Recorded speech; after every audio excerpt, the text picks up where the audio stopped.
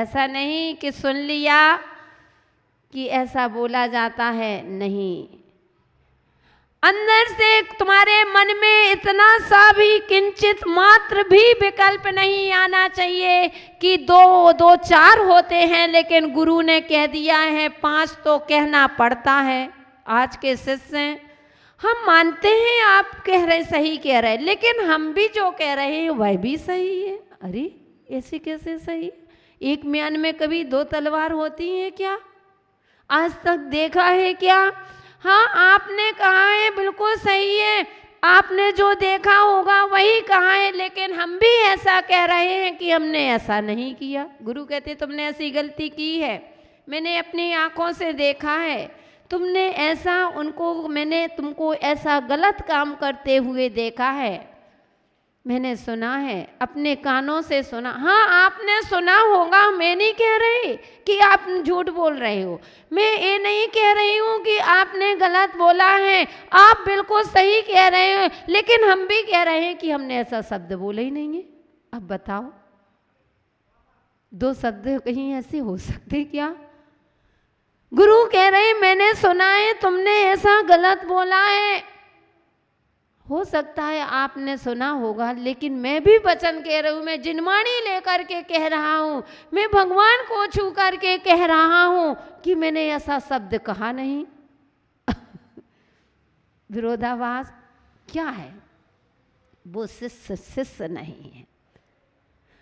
तुम ज्ञान से तुम्हारे शब्द का ज्ञान हो सकता है, पुस्तक का ज्ञान हो सकता है, लेकिन जैन दर्शन कहता है, आगम कहता है, अगर गुरु से तर्क कर रहे हो, गुरु से वितर्क कर रहे हो, गुरु की किंचित मात्र भी आज्ञा का उल्लंघन कर रहे हो, तो तुम शिष्यपन है ही नहीं है। तुम्हारी समाधि कैसे होगी? जब शिष्य बनोगे तभी समाधि होगी। कितना भी तुम स्वाध्याय कर लेना, कितना भी तुम ज्ञान अर्जन कर लेना, लेकिन जब तक तुम्हारे अंदर गुरु की आज्ञा अगर आपने नहीं पाली, तो तुम्हारी माला फेरना बेकार है, तुम्हारे त्याग करना सब बेकार है, तुम्हारी कहते हैं तुम्हारी साधना पूरी बेकार। एक तरफ सारी साधना, त्याग, तपस्या एक तरफ, ओ गुरु आज्ञा एक तरफ, इतना बड़ा अंतर होता है। तो बंधुओं, शिष्य होता है अपने गुरु की आज्ञा पर चलता है। गुरु जो नियम बना देते हैं, रूल बना देते हैं, उस पर जो चलता है वही शिष्य है। लेकिन आजकल के शिष्य तो सब समझते हैं, कहने के लिए क्या है बंधु, नियम बनाते हैं, नियम का उल्लंघन कर रहे हैं।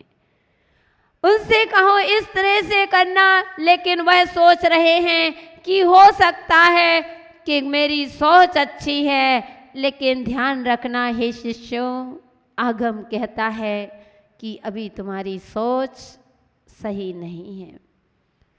जो गुरु की ही सोच को तुम गलत बना सकते हो, गुरु के लिए जो गलत सोच रहा है, गुरु के प्रति तुम्हारी ऐसी भावना आ जाए कि ये राग द्वेष कर रहे हैं, उनको इतना कर रहे हैं, हमारे लिए ऐसा कर रहे हैं, लेकिन तुमको भी समझ नहीं है, तुमको वही है, अभी आपको समझ में नहीं आ रहा है कि आखिर। मैं हमेशा कहती हूँ कि गुरु जो होते हैं वह लाल बत्ती के समान हुआ करते हैं। गुरु जो होते हैं लाल बत्ती के समान होते हैं कि लाल, जब आप चौराहे पर जाते हो, गाड़ी लेकर के जाते हो, और लाइट अगर लाल बत्ती आ गई तो आप गाड़ी वहीं रोक देते हो ना, कि नहीं रोकते? रोक दे। कितना भी आपको अर्जेंट पहुंचना हो, कितना भी आपको जल्दी से पहुंचना हो, बहुत आवश्यक कार्य के लिए अर्जेंट पहुंचना था, लेकिन बंधुओं जैसे ही लाल बत्ती आती है तो आप उस लाल बत्ती का कभी भी उल्लंघन नहीं करते, क्योंकि मालूम है अगर मैंने लाल बत्ती का उल्लंघन कर दिया तो नियम से कोई दुर्घटना से ग्रसित हो सकते हैं। ऐसे ही बंधु, आज आपको अच्छा दिख रहा है, लेकिन गुरु होते हैं, गुरु तुमको बचाते हैं, तुम्हारी दृष्टि और होती है। अभी तुम छोटे हो, अनुभव शिष्य शिष्य ही होता है, और गुरु होता है बड़े अनुभवशील होते हैं। वह पहले अध्ययन करते हैं, चारों तरफ की दृष्टि घुमाते हैं, तब इसीलिए कहा है कि गुरु बहुत ऊंची चीज होती है। तो ऐसे ही बंधुओं, उन गुरु ने जैसे ही शिष्यों को, 2 शिष्यों को कहा कि जाओ, तुमको धर्मसेन आचार्य महाराज के पास जाना है, और दोनों गुरु की आज्ञा मानते हुए विहार कर जाते हैं। और जैसे ही विहार करते करते जूनागढ़ ही पहुँचे हैं, उसी दिन रात्रि में धर्मसेन महाराज को स्वप्न में 2 सफ़ेद बैल दिखते हैं। क्या दिखे? सफ़ेद बैल दिखते हैं, 2 सफ़ेद बैल दिखते हैं। और जैसे ही देखा, ओ महाराज खुश हो गए, और उनके मुख से अचानक निकल गया, जयतु सुदेवदा, जयतु सुदेवदा की जिनवाणी जयवंत हो। जैसे ही निकला, अचानक उनके शिष्य कहते हैं कि हे महाराज, हे गुरुवर, आपके मुख से ये अचानक शब्द क्यों निकला? वे कहते हैं कि आज मेरी इच्छा पूर्ति होने वाली है। मैंने जो अपनी भावना प्रकट की थी, वह मेरी भावना पूरी होने वाली है। आज मुझे लाभ ही लाभ होने वाला है, बहुत कुछ अच्छा होने वाला है। और सुबह प्रातः काल जैसे ही उठते हैं, दोनों शिष्य पुष्पदंत और भूतबली पहुंच जाते हैं। छोटे छोटे थे, और जैसे ही पहुंचते हैं, धर्मसेनाचार्य के पास जाकर सबसे पहले विनय के साथ, विशुद्धि के साथ, रत्नात्रय के से धारी रत्नात्रय के आचार परमेष्टि की आचार वंदना करते हैं। वो आचार वंदना करके उनको नमोस्तु करते हैं। और धर्मसेनाचार्य महाराज ने वात्सल के साथ दोनों शिष्यों को गले से लगा लिया, हृदय से लगा लिया, और उनसे रास्ते में बिहार का समाचार पूछते हैं कि कैसा बिहार हुआ। और 3 दिन तक उनकी समान व्यवहार करते हैं। गुरु होते हैं, कभी भी साधु संत मिलते हैं ना, कोई भी साधु संत मिलते हैं, शिष्य भी, अगर हम लोग भी अभी अपने गुरु के पास जाते हैं तो 3 दिन समान व्यवहार करते हैं। सिर्फ आहार की व्यवस्था पूछेंगे, आहार और आपके रुकने की व्यवस्था, बाकी ना आपसे कोई बोल चाल, ना ज़्यादा बात, ना स्वाध्याय में, कुछ में नहीं। 3 दिन आपको दे। एक बार ऐसा ही हुआ था, हम सुपाशमती माता जी से जावद नीमच के पास MP में सबसे पहले मिलने गए थे, जब प्रसन्न बाकलीवाल की समाधि चल रही थी। उनकी संलेखना समाधि का कार्यक्रम चल रहा था। तो उस समय जब हम सुपाशमती माता जी के पास पहुँचे बंधुओं, तो माता जी ने सेम कुशल पूछ लिया, आहारचर्या आदि का पूछ लिया। 3 दिन तक चटाई भी नहीं कही कि माता जी को चटाई दे दो कि पाटा लगा दो, नहीं। श्रावक चटाई में बैठा है, और हम 3 माता जी थे, हम लोग जमीन में बैठे रहे। थोड़ा सा बेकार लगा कि अरे कैसे माता जी, पहली बार तो मिले हैं, श्रावक एक चटाई में बैठा है, माता जी ने किसी से ये नहीं कहा कि माता जियों को पाटा लगा दो या चटाई बिछा दो। 1 दिन हो गए, 2 दिन हो गए, तीसरे दिन, चौथे दिन से माता जी का वह स्नेह मिला, वह प्यार मिला। माता जी ने बड़े ऊंचा आसन दिया, पाटे में बिठाला सभी माता जियों को, और कहा कि बेटा 3 दिन आपके मन में विकल्प आया होगा कि क्यों नहीं मुझे चटाई में भी नहीं दी गई, और मैं ज़मीन में बैठी हूँ और सभी लोग ऊपर। बेटा ये आगम के अनुसार मैं चलती हूँ, 3 दिन समान व्यवहार। तो कहने का बंधुओं, 3 दिन उन्होंने समान व्यवहार करते हैं और चौथे दिन उनकी परीक्षा के लिए 2 मंत्र अलग अलग दोनों शिष्यों को अलग अलग मंत्र दे देते हैं कि जाओ, ये मंत्र तुमको सिद्ध करना है, वो तुमको अलग स्थान में जाकर के तुमको अलग मंत्र सिद्ध करना है। बंधु, उन्होंने कुछ नहीं देखा और गुरु की आज्ञा लेकर के मंत्र सिद्ध करने चले गए।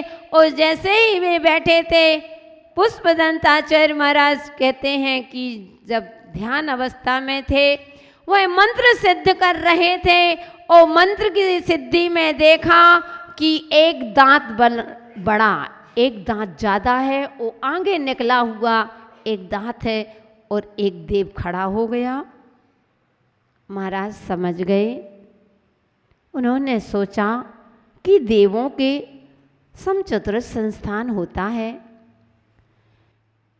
देवों का शरीर सुंदर होता है और सुंदर शरीर, इसके तो एक दांत ज़्यादा है।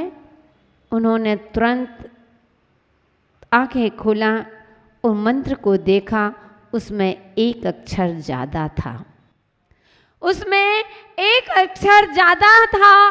तो उन्होंने एक अक्षर कम करके और पुनः साधना की। ओ बंधुओं, देखा कि उनकी साधना के प्रभाव से वह सुंदर शरीर का धारी, समचतुर संस्थान का धारी देव आकर के खड़ा हो जाता है। और दूसरे स्थान पर जहाँ भूत बलि आचार्य कह रहे भूत बलि साधना कर रहे थे, वहाँ एक देव, एक दांत कम वाला देव वहाँ पहुँच गए। 2 इसके हैं, एक काने आँख वाला आता है और एक आता है कि एक दांत कम वाला, दोनों इसके प्रमाण हैं। तो बंधु, जैसे ही उन्होंने देखा कि एक दांत कम, तो उन्होंने समझ गए कि मंत्र में कुछ गड़बड़ी है और उन्होंने तुरंत उस मंत्र में एक अक्षर कम था तो एक अक्षर जोड़ लेते हैं। वो जैसे ही जोड़ा और फिर साधना की, दोनों देव सुंदरधारी, अपने शरीर के सुंदर शरीर के धारी वह देव उन महाराज के पास, दोनों के पास पहुंचते हैं और नतमस्तक होते हैं। कहते हैं, महाराज हम आपकी सेवा में तत्पर हैं, बोलो क्या चाहिए आपको, क्यों हमको याद किया, क्यों बुलाया। तो वे कहते हैं कि मुझे आपसे कोई काम नहीं, तुम मेरे गुरु के पास चलो, जो मेरे गुरु आज्ञा देंगे वही तुमको करना होगा, मेरे गुरु की आज्ञा पर आपको चलना होगा। और दोनों शिष्य जब गुरु के पास पहुंचते हैं और दोनों देवों को जाकर के सामने खड़ा कर देते हैं और कहते हैं कि हे गुरुदेव, ये आपकी ही उपलब्धि है, ये आपकी ही सिद्धि का प्रभाव है, इसमें मेरा कुछ नहीं है, ये आपका है। क्योंकि बंधुओं, जो विनयशील शिष्य होता है वह कहता है कि गुरुदेव मैं ही आपका हूँ, तो मेरी और वस्तु तो सब आपकी होगी ही होगी। जब बेटा कहता है कि पिताजी मैं ही आपका हूँ, तो ये तो पोता पोती आपके है ही। ऐसे ही शिष्य होते हैं, विनयशील शिष्य होते हैं, कहते हैं कि हे गुरुदेव हम ही आपके हैं, तो हर वस्तु आपकी ही है, मेरी क्या है, जो कुछ है सब आपका ही है। इसलिए उन शिष्यों ने, और जैसे ही किया, गुरु ने देखा इनके अंदर इतनी विरक्ति। बंधुओं ध्यान रखना, गुरु परीक्षा करते हैं, देखते हैं कि कौन शिष्य को कितनी विरक्ति है। बंधुओं, जब गढ़नी पद का हमारा आया था, हमको सबसे पहले गुरुदेव ने 2011 में महावीर जयंती के समय में गढ़नी पद भेजा था। और जैसे ही मैंने देखा, मेरे पास पत्र आया और मैंने पढ़ा, मैंने तुरंत वही पत्र जो गुरु का लिखा हुआ आया, और मैंने अपना पत्र लिख करके मैंने, और एक बस गुरुजी के पास पहुंचाई, लोगों को भर के मैंने कहा जाओ।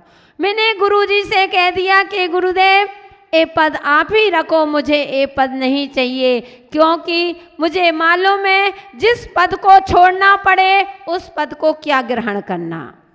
आचार्य पद होते हैं, गणनी पद होते हैं बंधु, ये छोड़ना समाधि के समय छोड़ना ही पड़ते हैं, त्याग करना पड़ते हैं। मैंने कहा गुरुदेव जिस पद को छोड़ना पड़े उस पद को मुझे ग्रहण नहीं करना, अगर चाहिए देना ही है तो आप अपने ये 2 पद दे दो, बस मुझे और कुछ नहीं चाहिए।